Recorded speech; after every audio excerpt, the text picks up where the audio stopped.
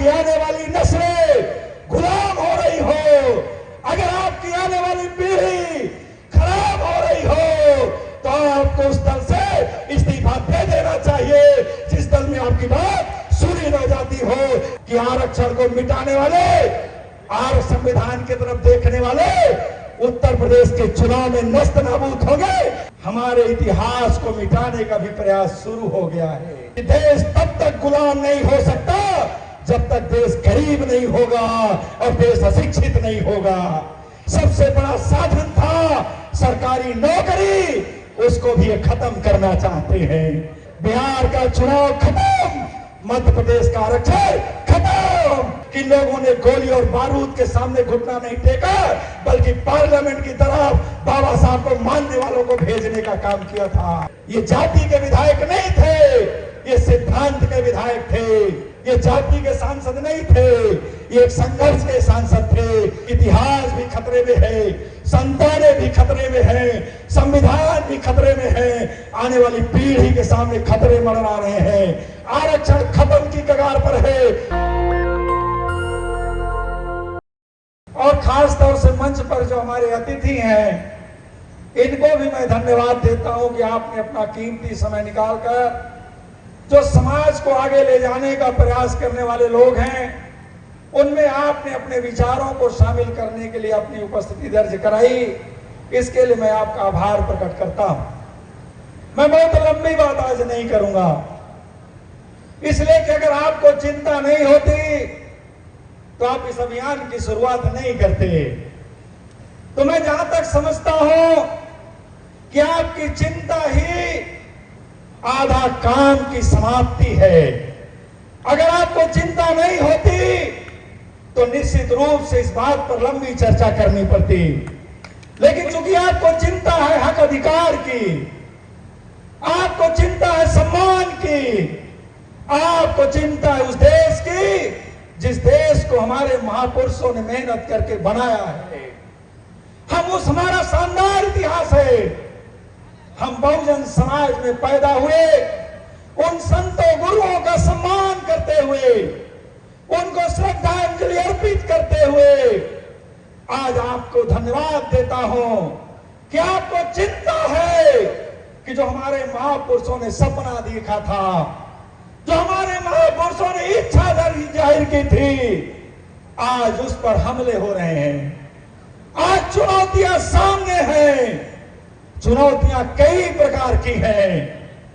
आज आप चुनौतियों का एक पुलिंदा लेकर इस पंपलेट को छपवाए हो।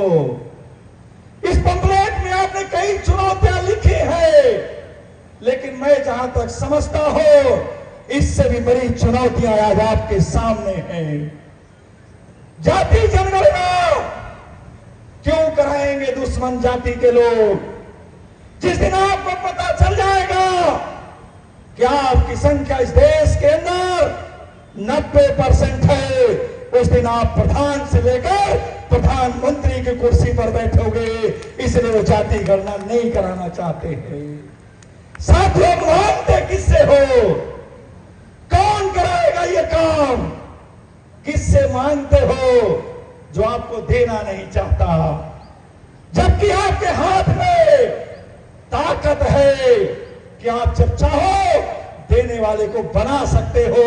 ये आपके हाथ में ताकत है। चुनौती आपके सामने बहुत लंबी है। अभी हमारे तमाम साथियों ने तमाम बातें कही, हमारे इतिहास को मिटाने का भी प्रयास शुरू हो गया है। हम जिसको इतिहास मानते हैं, जिनके बताए हुए रास्ते पर चलना चाहते हैं, जिनके दिए हुए संविधान पर हमने इतना लंबा समय बिताने के बाद इतनी दूरी तय किया है, आज उनको भी मिटाने का प्रयास जारी हो गया है। आज हम जिस मध्य प्रदेश में खड़े हैं, इसी मध्य प्रदेश के ग्वालियर से तमाम ऐसे सामंती लोग, तमाम ऐसे लोग जिनको संविधान से खतरा दिखाई पड़ता है, जिनको संविधान से डर महसूस होता है, जिनको आपकी एकजुटता से दिक्कत महसूस होती है, उन्होंने तो यहां तक सवाल करना शुरू कर दिया कि कि बाबा साहब ने संविधान नहीं लिखा है। वो उनकी मंशा ये नहीं है, वो भी जानते हैं कि इस देश के अंदर संविधान लिखने का काम बाबा साहब ने किया है, लेकिन उनको डर है कि अगर ये इतिहास 100 साल जिंदा रह गया तो इस देश का सबसे विद्वान दलित और पिछड़े का बेटा मान लिया जाएगा। इसलिए इस बात को भुलाना चाहते हैं। इस भारत का विद्वान दलित का बेटा हो, बहुजन का बेटा हो, इस देश का महापुरुष पिछड़े का बेटा हो, किसान का बेटा हो, इस देश को कब्जा करने वालों को रास नहीं आ रहा है। छोटी मोटी लड़ाई नहीं है, लड़ाई बहुत लंबी है। आज साथियों, आज तमाम साथियों ने कहा आउटसोर्सिंग का काम शुरू हो गया। हमारे साथियों ने कहा कि 5 किलो राशन का इंतजाम हो रहा है। उन्हें पता है कि देश तब तक गुलाम नहीं हो सकता जब तक देश गरीब नहीं होगा और देश अशिक्षित नहीं होगा।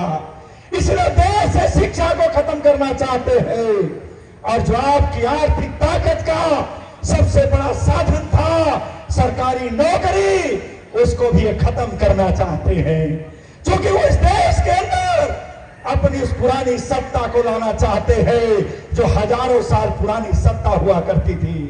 हमें याद है बाबा साहब डॉक्टर अंबेडकर जब संविधान के अंदर, पार्लियामेंट के अंदर संविधान की प्रति को राष्ट्रपति को डॉक्टर राजेंद्र प्रसाद जी को सौंपा था, उस समय एक सवाल खड़ा हुआ था कि अभी कुछ दिन बाकी है, अगर आप चाहे तो इसके अंदर परिवर्तन कर सकते हैं। लेकिन दुर्भाग्य है कि बाबा साहब ने उस समय भी हंसते हुए कहा था कि कभी कोई नीति खराब नहीं होती, लागू करने वाले की नीयत खराब नहीं होनी चाहिए। ये दर्शन का उस बाबा साहब ने पार्लियामेंट के अंदर भी चिंता जाहिर की थी।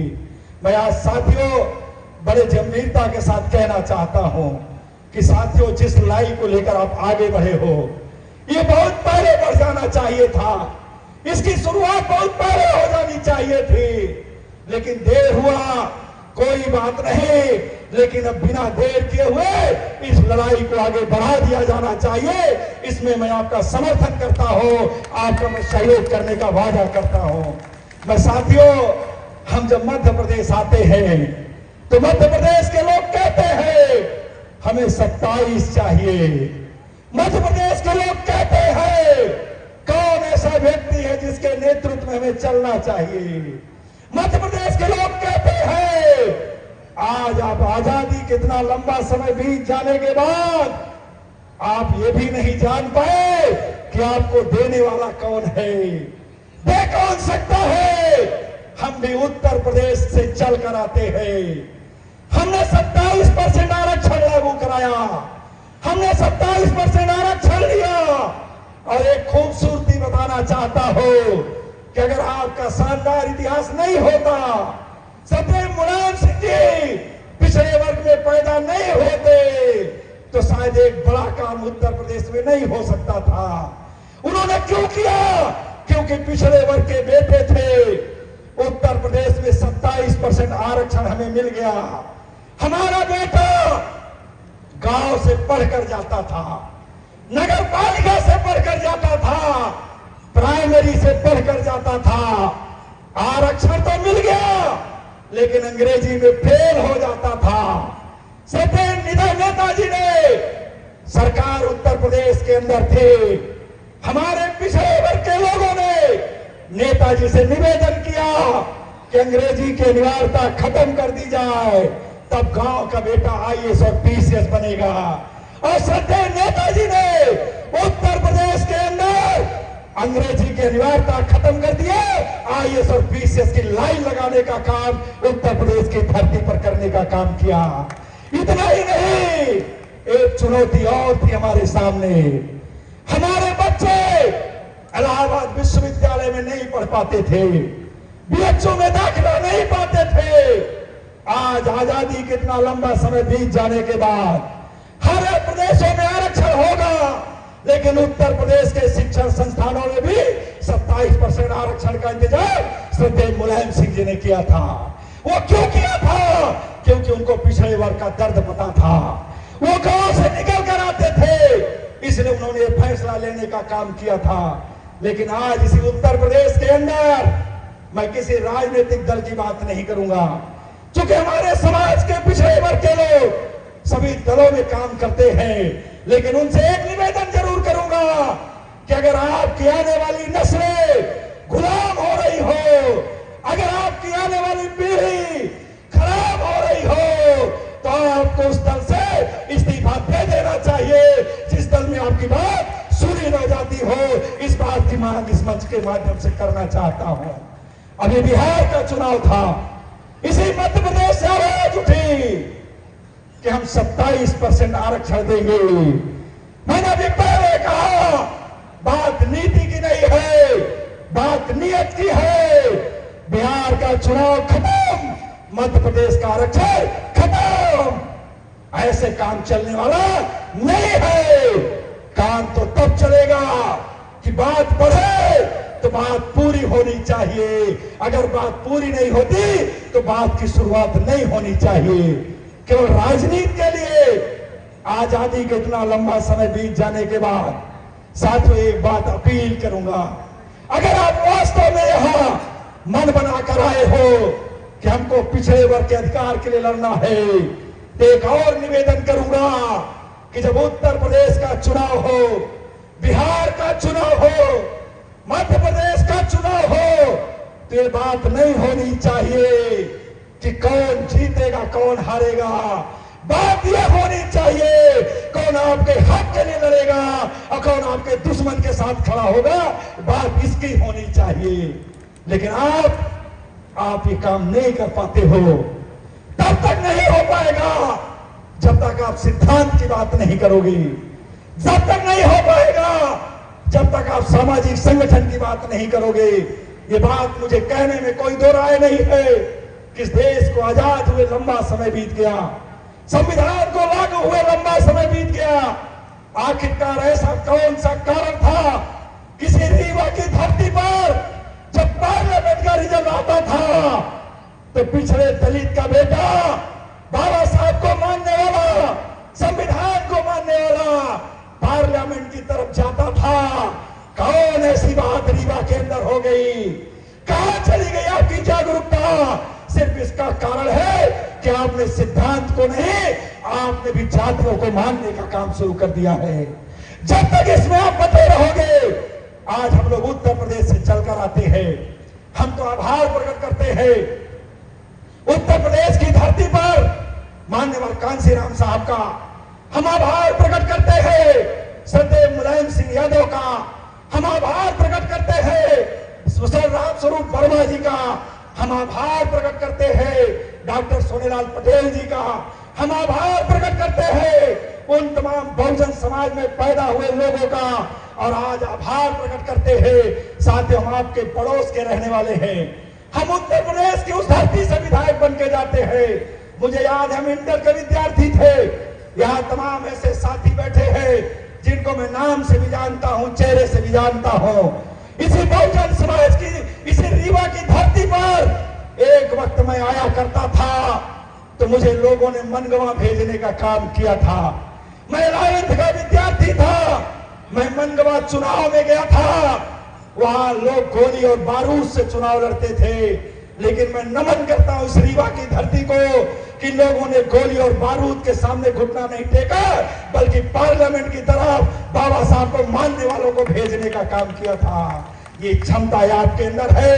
मैं आज मेजा से विधायक हूं, मैं उस धरती से विधायक हूं जिस धरती के अंदर आजादी के बाद आज तक कोई पीढ़ी और कोई बहुजन का बेटा विधायक नहीं हो पाया था। लेकिन मैंने वहां जाकर के आपके सिद्धांतों पर चल करके वहां के अंदर विधायक बनने का काम किया था। आज डॉक्टर IMP वर्मा जी बैठे हैं, किस बिरादरी से आते हैं? ये जाति के विधायक नहीं थे, ये सिद्धांत के विधायक थे। हमारे महमूद हुसैन पटेल बैठे हैं, ये जाति के सांसद नहीं थे, ये एक संघर्ष के सांसद थे। मैं आज आपसे निवेदन करूंगा कि आज उत्तर प्रदेश के अंदर हमने चुनौती स्वीकार कर ली है। मैं उत्तर प्रदेश के अंदर आपको भरोसा दिला के जाता हूं कि आरक्षण को मिटाने वाले और संविधान की तरफ देखने वाले उत्तर प्रदेश के चुनाव में नस्त नाबूद होंगे और संविधान के मानने वाले उत्तर प्रदेश के मुख्यमंत्री होंगे। इस बात का मैं आपको भरोसा दिला के जाता हूं। यही उम्मीद आपसे करता हूं कि अब लड़ाई शुरू से होनी चाहिए। लड़ाई इस बात की नहीं होनी चाहिए कौन जीतेगा कौन हारेगा। लड़ाई इस बात की होनी चाहिए कौन आपके लिए करेगा कौन आपके लिए नहीं करेगा। लड़ाई इस बात की होनी चाहिए। मैं पुनः आयोजक साथियों का आभार प्रकट करते हुए मैं साथियों बहुत लंबी बात नहीं करना चाहता, सिर्फ एक बात कहते हुए इतिहास भी खतरे में है, संतानें भी खतरे में है, संविधान भी खतरे में है, आने वाली पीढ़ी के सामने खतरे मंडरा रहे हैं। आरक्षण खत्म की कगार पर है। अभी तो आप आरक्षण की मांग कर रहे हो जहां आरक्षण मिला है।